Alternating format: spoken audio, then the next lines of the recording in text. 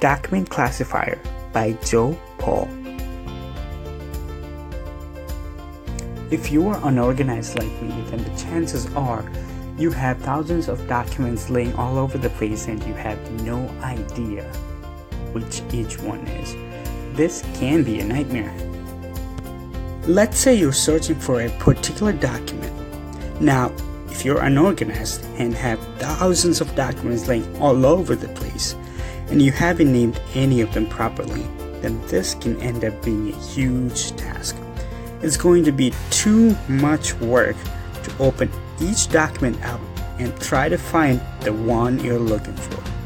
This project is aimed at helping anyone that's facing this situation. What if there was a way to automatically categorize documents? If we could classify documents into categories like math, health, science, literature, and sports, then that would solve our problems. That is exactly what I did for my project. I created a model using a 5-step process: gather data, convert data, slice data, label data, and then run naive based on this labeled data set. I was pretty unorganized when I was in high school.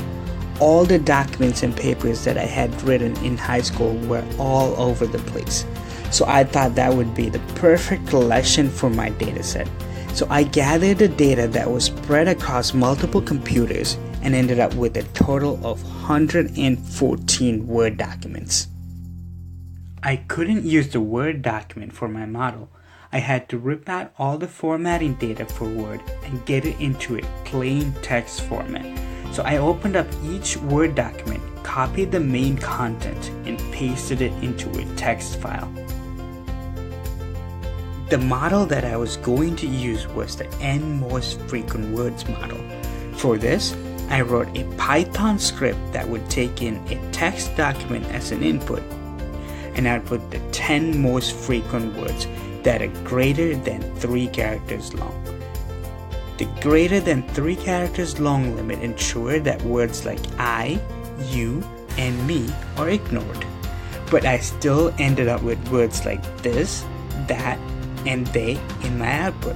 So I manually removed these words and shrunk the output down to 5 most frequent words. Next, I labeled the data into 4 main categories: history, literature, health, and science.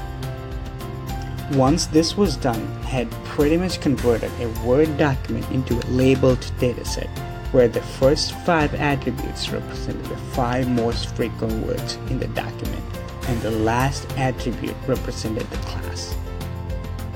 Running naive based on this dataset with a 63-33 training test split, I ended up with a 59% accuracy, which was not very impressive.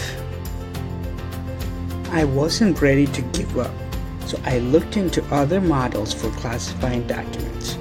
I came across the Bag of Words model. We have covered Bag of Words in class, but in brief, Bag of Words is a model used in natural language processing, whereas a text such as a sentence or a document is represented as a bag of its words. I decided to use my existing dataset of 5 most frequent words and apply Bag of Words on top of it. This meant that I had to convert the data into a format that Bag of Words model would be able to process. The Bag of Words model only required 2 attributes. The first one is string attribute to represent the document and another one to represent the class.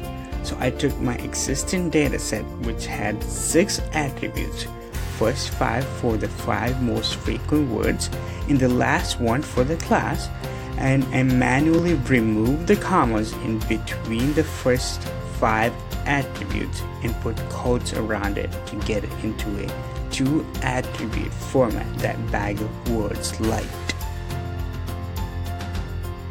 Then I ran the bag of words method on this dataset. I opened the dataset in Vector and applied the string to word vector filter. This took my dataset, which originally had only 2 attributes, and created another dataset which contained a total of 434 attributes to represent the bag of words. I ran the naive Bayes model on this dataset and ended up with a 79% accuracy. This was a 20% increase over N most frequent words model. But I still wasn't happy with my results, so I decided to try something else.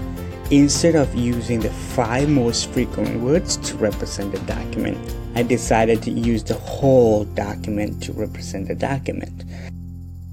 So I created another dataset with the first attribute being the entire document and the second attribute being the class.